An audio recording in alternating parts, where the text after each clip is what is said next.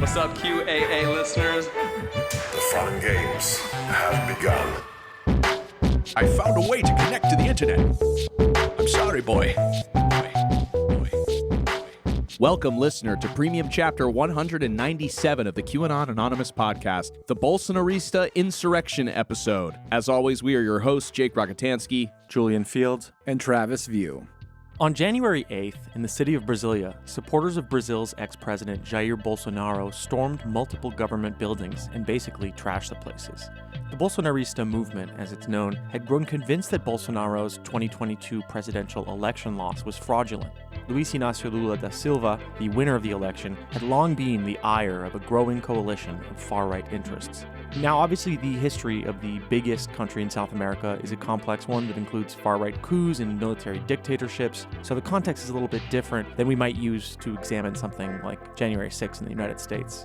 But Brazil also has an ascendant and extremely online new right festering in its vast ecosystem of social media influencers who have a history of leveraging their platforms to become politicians. To dig into all of this, we'll be speaking to Ben Fogel, a contributing editor for Jacobin, who is currently working on a PhD in Brazilian anti-corruption politics at NYU. He's going to fill us in on Bolsonarismo as a movement, provide historical context for the election, and help us explore what happened on January 8th in the Capitol. We'll also be touching on conspiracy theories spawned by the Bolsonarista movement, much like the MAGA movement spawned stuff like Pizzagate and QAnon. But before we dive into that interview, Travis has prepared a short segment about how the American right is reacting to January 8th. So let's jump right in. The American far right's reaction to January 8th. So, as the attacks unfolded on January 8th, American far-right figures, they went right to work, jumping in to defend, justify, downplaying the violence, and these sorts of reactions were documented by Media Matters and others. There have long been close ties between the Brazilian right and the American far-right, with some of the latter even echoing false claims about Brazil's 2022 election. For example, Steve Bannon claimed in posts that people storming the buildings were freedom fighters and that Lula stole the election. Joe Hoft of the Gateway Pundit wrote, quote, "The people in Brazil know that their recent election was stolen, just like the two recent elections in the U.S." In a series of posts, Ali Alexander, who was partially responsible for the Stop the Steal movement, expressed his support for the Bolsonaro supporters, writing that, quote, "The National Supreme Court in Brazil is illegitimate and the most corrupt part of the country. Do whatever is necessary." And over on Gab, the founder of that website, Andrew Torba, called those who stormed the buildings great patriots of Brazil. QAnon influencers, who have previously expressed support for military coups and Russia's invasion of Ukraine, praised the storming as, quote, "a proper civilian coup against tyranny by those not standing for the rigged election, and as proof that, quote, people around the world now know for a fact that elections are rigged and our politicians are selected." On InfoWars, Alex Jones accused the State Department and Brazil's new government of staging the attack to, quote, "demonize the opposition as lawless." Jones claims the same thing happened with the January 6th attacks in the United States. They could have seized the media. They could have seized the control of the infrastructure. They could have blocked the main roads, but they didn't. Instead, they stood down, and provocateurs, once the communist government is well into power for 7 days, let them completely take over the Capitol and the president's facility, so they can then demonize the opposition as lawless. You're about to see a rerun of the whole January 6th program, because the same people that ran January 6th are the ones that run the UN and just ran the operation we saw.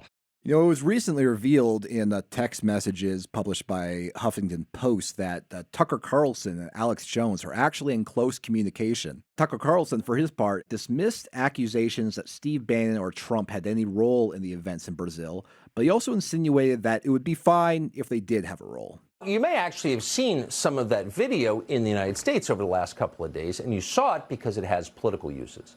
What's happened in Brazil is being likened to January 6th, and of course populist leaders in this country are being blamed for it. Oh, it was Trump and Steve Bannon who did it. That's not true, but even if it were true, it would be just the tail end of the story. It would be the result of something that happened before. So the obvious question is, why are protesters in Brazil so angry? The way he structures his sentences is so fucking annoying. It's not true, but even if it were, what would that mean? As we see, time moves chronologically forward. Yesterday came before today. But the real question is, why are Brazilians so angry? Why are they doing these big steaming dumps? Why are they in the palace? Why are they gouging the eyes out of presidential portraits? Why are they beating horses to death? Why did they beat 2 horses to death? The real question is, The real question is, what did these 2 horses do to these patriots? were they woke horses? Were they trying to change your gender? I'll be back after the break with more information. We are joined by Ben Fogel, a contributing editor for Jacobin, who is currently working on a PhD in Brazilian anti-corruption politics at NYU. Welcome to the show, Ben. Thanks for having me. So for listeners, who may not be familiar, Brazil is a country that we haven't covered that much and in depth because it is just such a complex beast. But could you try to outline the nature of the Jair Bolsonaro presidency and just kind of what happened during this last election? That's a pretty crazy story that goes back at least to 2013. In essence, through a anti-corruption investigation that was highly mediatized and then later turned out to be corrupt itself in terms of fabricating evidence, complicity between prosecutors and judges, and also a congressional coup against the Workers' Party government of Dilma Rousseff in 2016, Brazil's political class managed to entirely discredit themselves. So what did that mean?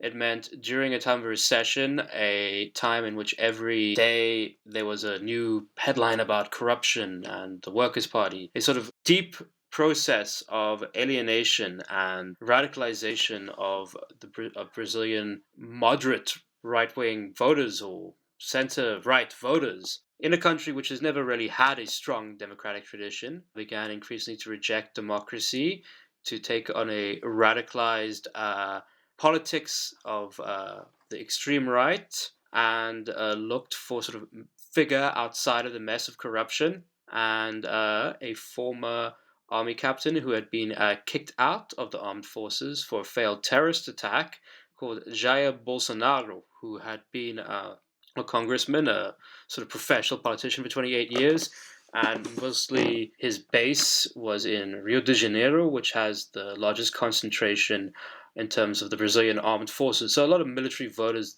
are there, and there are a lot of police voters, and that's really was his base. He used to particularly look after their pension interests. He was also noted for his consistent attacks on democracy, support for the Brazilian dictatorship, and frequent remarks about other lines like, "You're too ugly to rape," or "If only we had killed 30,000 more people during the dictatorship, everything would be okay." Anyway, so he became, during these sort of anti-corruption protests of sort of 2016, 2015 to the 2018 elections, the new leader of the Brazilian right. So in other words, as the traditional party of the Brazilian sort of center-right voter was the Social Democratic Party. All Brazilian parties have misleading names, so that's another story altogether. Mm-hmm. So those voters and other voters for center-right parties radicalized and in rejection of the corrupted political class, which not only included the left, but it also included the center-right, opted for Bolsonaro as the guy who was outside the system, who would come in and clean it up, who would deal with all the problems caused by the corrupt left, the gays, the people who didn't know their place, restore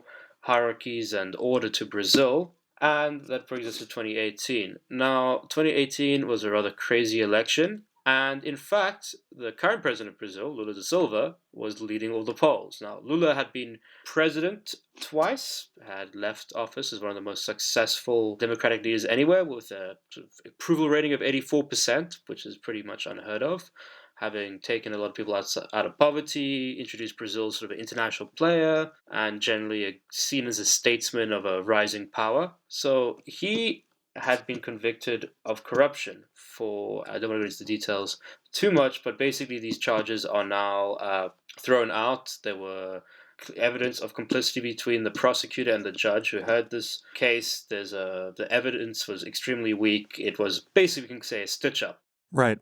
But on appeal, he was hoping to run as president. Now, what happened was Lula was leading all the polls, and then Sergio Moro, the judge in question, sent him to prison, and then his candidacy was disbarred.